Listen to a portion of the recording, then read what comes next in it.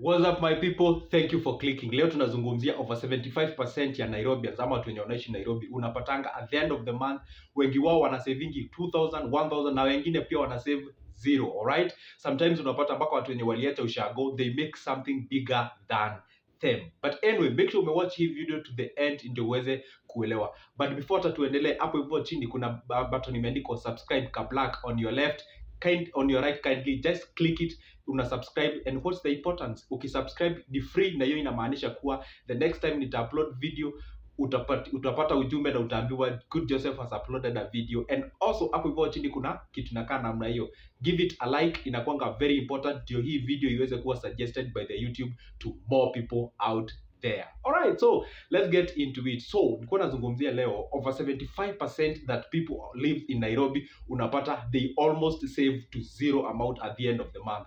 You know why? Kwa mfano, let's take an example. Unapata labda mtu analipa 20,000 at the end of the month, alright?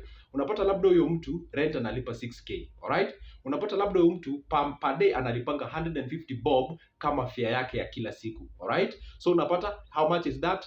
And then unapata labda mtu anajikaza kabisa, anajifinyilia matumizi yake ya kila siku for a whole month anatumia like 6,000, alright? Let me tell you one secret. Unapata huyo mtu pesa zenye na save hata hakuna, ama unapata pesa zenye zinambakisha hata kubadilisha hata kiatu ama nguo, it becomes very hard for them to even save something out of it.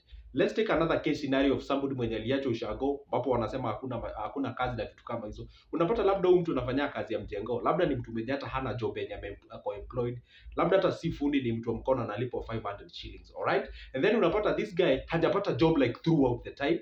Let's say if I can manage kupata 500 per day in a whole month, that's like 15,000, yeah? Let's say like amepata 10,000 at the end of the month. Unapata that individual ana manage hiyo ka 10,000 yake. One thing, halipi nyumba, that's a fact. Number two, probably halipi fare kubwa kama ya 150 kama mtu mwenye kwa Nairobi, so analipa a less fare. Number three, unapata huyu mtu food zenye ananunua ni vitu kama mafuta kupika, sukari, majani, most of the things ziko huko, like mahindi ziko, viazi na vitu kama hizo. So this guy is saving a lot, and at the end of the month huwa ana manage kuongeza kuku wake 4 ama 5 ama sometimes even 10. What does that tell you? Wakati yenye hayuko job ya kibarua ya 500 hiyo mjengo, unapata hiyo kuku zake ama hao kuku wake wanampea kitu kidogo hapo hivyo like 200 kila siku ama 300, and that's how you grow yourself.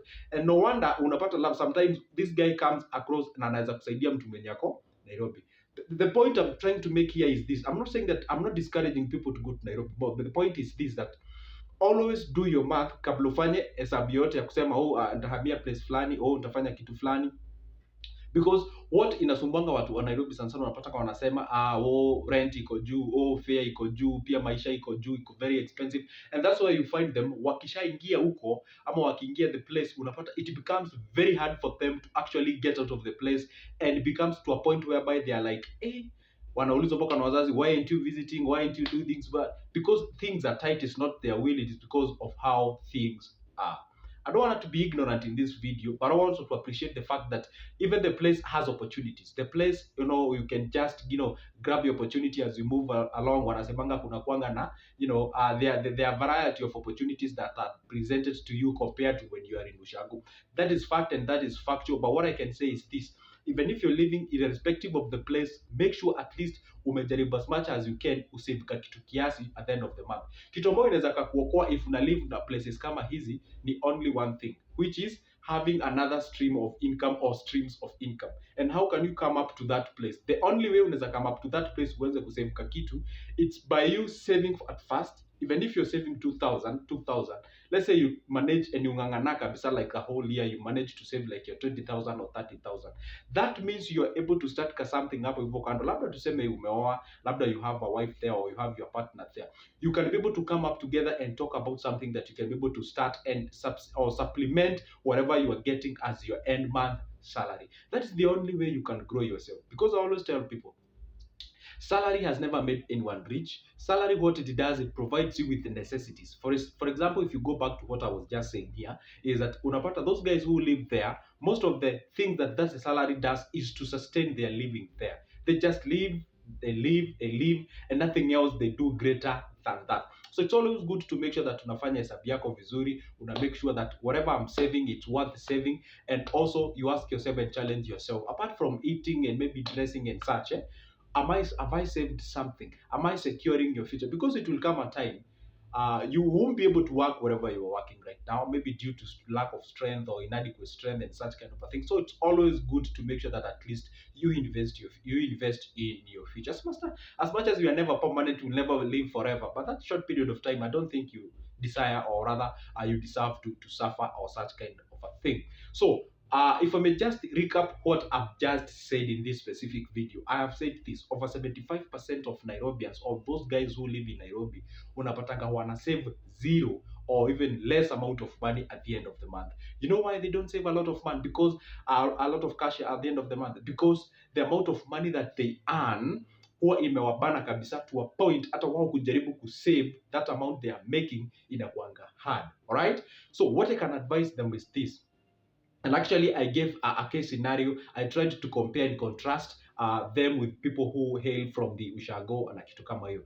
Nikasema, yeah, unaweza pata that guy from Ushago is not exposed, wanaitwa kienyeji na wenyeji, I don't know. So unapata that guy is not exposed, that's very true. Opportunities of that guy to get a job iko low, that's very true. I don't want to deny that. But again, at the same time, it depends. It's not how much you make, it's how much you're able to retain. Because I always say, the net worth of an individual is measured by how much are you able to absorb, how much are you able to retain. Because we can be making a lot of money, but at the end of the day, we retain zero. So that's why I always say that the net worth of an individual, it's always measured by how much you're able to retain. That's what brings the difference between person A and person B. Have you ever seen a case scenario where you find that somebody is being paid 100,000 and someone else is also being paid like 60,000, but the 60,000 guy has done much more compared to the 100 guy? It's all about discipline, it's all about grace, it's all about making sure that you retain as much as you can, and you are able to move yourself or move your life or scale your life to the different height, okay, or a different level. All right, so what I've just said is this: make sure that the little you have or the little you are making, you're making sure that at least you're directing it somewhere, that you're saving it for the sake of your future. All right, so anyway, guys, if you're here and perhaps you'll be like, oh my goodness, now what's the business idea that I would like to start and such kind of a thing. But first of all, if you're here and you've watched this video up to this point, I just want to say thank you very much. A shout out to you, and take 1 or 2 seconds hapo hivyo chini. If kama umesahau kidogo, hapo hivyo chini kuna button inakaa hivi ya like, just hit that like. It is very important, very important also, and it is free. Hapo hivyo chini kuna button imeandikwa subscribe on a black thing. Just click it, it's on your right. Just click it. And once you click it, guess what you've just done?